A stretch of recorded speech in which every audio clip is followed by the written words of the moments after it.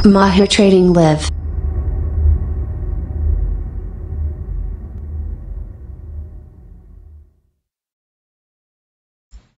Assalamualaikum warahmatullahi wabarakatuh. Selamat datang kembali di channel Mahir Trading Live. Pada kesempatan ini kita membahas tentang kontrak forward dan kontrak futures. Mohon dibantu like, comment, subscribe, dan share agar channel ini dapat terbangun ke depannya. Oke, kita sekarang ke slide-nya ya. Pada dasarnya, kontrak forward dan kontrak futures adalah persetujuan yang mengizinkan para pedagang, investor, dan produsen komoditas untuk berspekulasi atas harga sebuah aset di masa depan. Kontrak-kontrak yang berfungsi sebagai komitmen antara dua pihak yang memungkinkan terjadinya perdagangan atas sebuah instrumen di suatu masa yang mendatang, tanggal kadaluarsa, dengan harga yang disetujui pada saat kontrak dibentuk. Instrumen keuangan dasar dari sebuah forward atau futures dapat berupa segala jenis aset, seperti ekuitas, komoditas, mata uang, pembayaran bunga, atau obligasi. Namun tidak semua kontrak forward, kontrak futures merupakan bagian kontrak yang berstandar dari sudut pandang kontrak sebagai persetujuan legal dan diperdagangkan di lokasi spesifik bursa kontrak futures oleh kontrak itu. Kontrak futures menjadi subjek dari beberapa peraturan yang contohnya termasuk besar kecilnya kontrak dan suku bunga harian. Di dalam banyak kasus, eksekusi dari kontrak futures dijamin oleh lembaga clearing yang memungkinkan berbagai pihak untuk berdagang dengan pengurangan resiko antar rekan. Meskipun beberapa bentuk primitif dari pasar futures dibentuk di Eropa pada abad ke-17, bursa beras Dojima Jepang dianggap sebagai bursa futures pertama yang didirikan. Di awal abad ke-18, Jepang sebagian besar pembayaran menggunakan beras, dan oleh karena itu kontrak futures mulai digunakan sebagai bentuk cara untuk hedge atau lindung nilai terhadap risiko yang terkait dengan ketidakstabilan harga beras. Dengan munculnya sistem perdagangan elektronik, popularitas kontrak future bersamaan dengan berbagai kasus penggunaannya menjadi tersebar luas di seantero ke industri keuangan. Fungsi kontrak futures. Di dalam konteks industri keuangan, kontrak futures secara khusus mempunyai beberapa fungsi sebagai berikut. Lindung nilai dan manajemen risiko. Kontrak futures dapat digunakan untuk menghilangkan sebuah risiko yang spesifik. Contohnya, seorang petani dapat menjual kontrak futures untuk produk mereka untuk memastikan mereka mendapatkan harga tertentu di masa mendatang.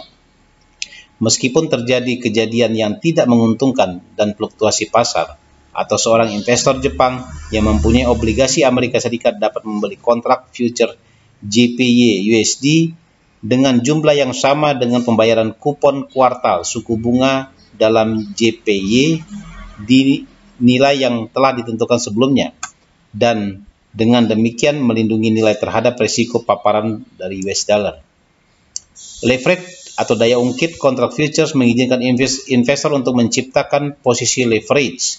Ketika kontrak diselesaikan pada tanggal kadaluarsa, investor dapat leverage menaikkan posisi mereka. Contohnya, sebuah leverage 3:1 mengizinkan pedagang untuk memasuki posisi di mana mereka memasuki posisi 3 kali lebih besar daripada jumlah nilai akun yang diperdagangkan mereka. Short exposure atau exposure kosong. Kontrak future mengizinkan investor untuk mengambil exposure kosong terhadap sebuah aset.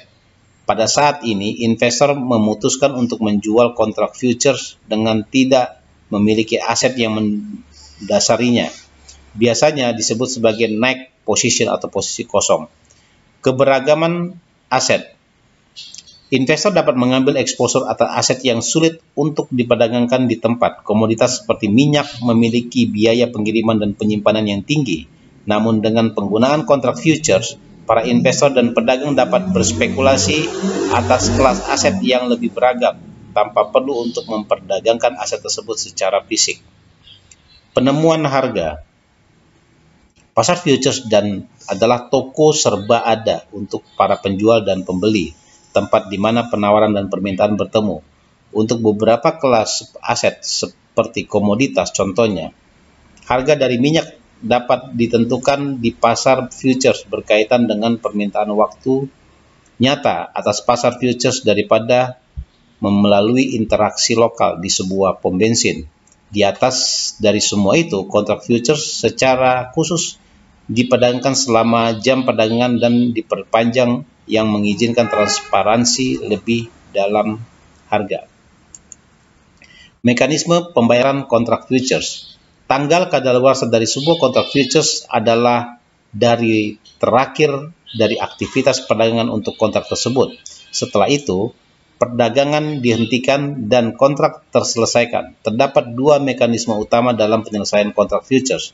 Yang pertama, pembayaran fisik. Aset yang mendasari kontrak dipertukarkan di antara dua pihak yang menyetujui kontrak di harga yang telah ditentukan.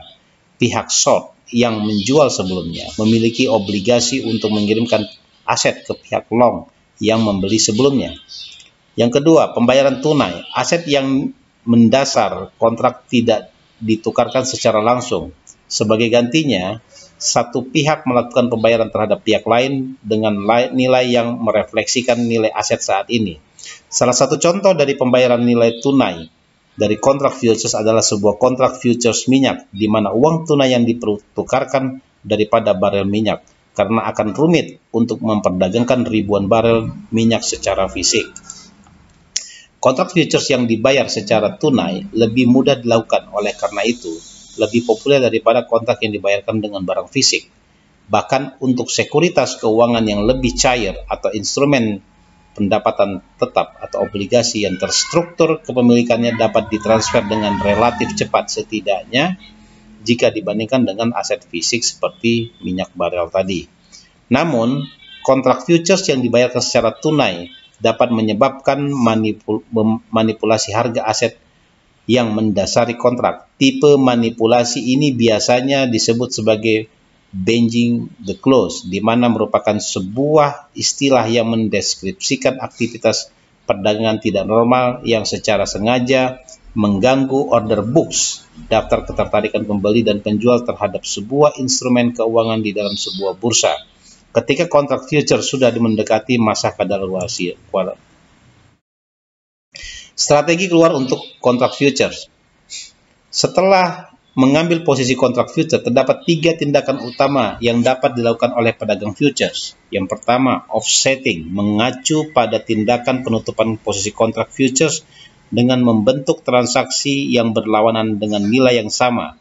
Jadi, apabila seorang pedagang bertindak sebagai penjual 50 kontrak futures, dia dapat membuka posisi membeli dengan nilai yang sama, dan pada akhirnya menetralkan posisinya. Strategi offsetting mengizinkan para pedagang untuk merealisasikan keuntungan manapun kerugian sebelum tanggal pembayaran. Rollover terjadi saat seorang pedagang memutuskan untuk membuka baru posisi kontrak futures setelah offsetting. Mengimbangi kontrak awal pada dasarnya sama dengan memperpanjang tanggal kadaluarsanya. Contohnya, jika seseorang pedagang merupakan pembeli untuk 30 kontrak futures yang akan kadaluarsa di minggu pertama Januari, namun mereka ingin memperpanjang posisi mereka untuk 6 bulan, mereka dapat offset mengimbangi posisi pertama dan membuka posisi baru dengan nilai yang sama dengan mengatur masa kadaluarsa menjadi minggu pertama bulan Juli. Penyelesaian: jika pedagang futures tidak melakukan tindakan offset ataupun rollover di posisi mereka, kontrak akan terselesaikan di tanggal kadaluarsa. Pada titik ini, semua pihak terkait secara legal wajib menukarkan aset atau tunai menurut porsi mereka masing-masing.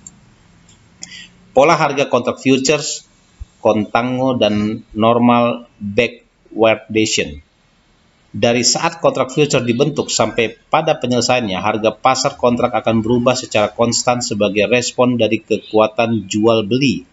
Hubungan antara kesempurnaan dari harga yang beragam daripada kontrak futures menghasilkan pola harga yang berbeda yang biasanya dikenal sebagai contango dan harga backwardation. Yang ketiga, pola harga ini secara langsung berhubungan dengan harga spot ekspektasi dari sebuah aset pada saat tanggal kadaluarsa. Contango 1. Sebuah situasi pasar di mana harga kontrak futures lebih tinggi daripada harga spot ekspektasi. Harga spot ekspektasi, harga aset pada saat penyelesaian kontrak, tanggal kadaluarsa yang diantisipasi. Perlu diingatkan bahwa harga spot ekspektasi tidak selalu konstan. Ia dapat berubah sebagai respon dari penawaran dan permintaan pasar. Normal backwardation, sebuah kondisi pasar di mana harga kontrak futures lebih rendah daripada harga spot ekspektasi. Tanggal kadaluarsa, hari terakhir dari aktivitas perdagangan dari kontrak futures tertentu sebelum adanya penyelesaian kontrak. Sementara, kondisi pasar contango cenderung lebih menguntungkan penjual posisi short daripada pembeli posisi long. Pasar normal backwardation biasanya lebih menguntungkan pembeli. Ketika kontrak mendekati tanggal kadaluarsa, kontrak futures diharapkan untuk bertemu dengan harga spot secara bertahap sampai mereka memiliki nilai yang sama. Jika kontrak futures dan harga spot tidak sama pada tanggal kadaluarsa, pedagang akan bisa mendapatkan keuntungan cepat dari peluang arbitrase. Di skenario contango, kontrak futures diperdagangkan di atas harga spot ekspektasi demi alasan kenyamanan. Contohnya, seorang pedagang futures bisa memutuskan untuk membayar lebih untuk komoditas fisik yang akan diserahkan di masa yang akan datang, agar mereka tidak perlu memikirkan pembayaran biaya seperti biaya penyimpanan ataupun asuransi. Emas adalah contoh yang lebih populer.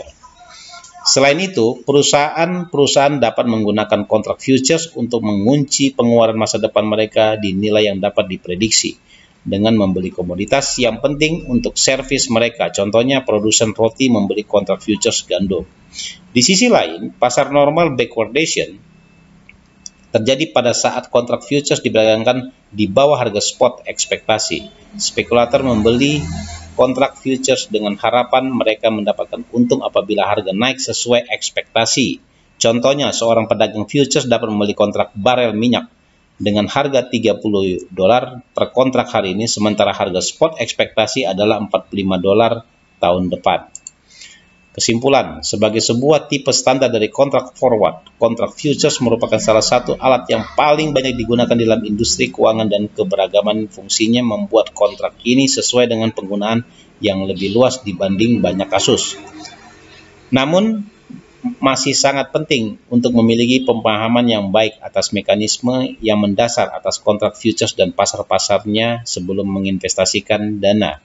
Sementara mengunci sebuah harga aset di masa depan berguna di keadaan tertentu, namun hal ini tidak selalu aman, terutama ketika kontrak diperdagangkan pada margin.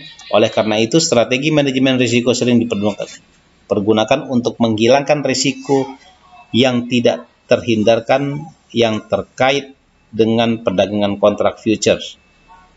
Beberapa spekulator juga menggunakan indikator analisa teknikal bersama dengan metode analisis fundamental sebagai cara untuk mendapatkan wawasan atas harga di pasar futures. Jadi selesai pembahasan kita pada kontrak futures dan kontrak forward. Semoga modul ini bermanfaat bagi teman-teman untuk menambah wawasan. Mohon dibantu untuk di follow akun medsos dari Mahir Trading Live. Sekian, terima kasih. Wassalamualaikum warahmatullahi wabarakatuh.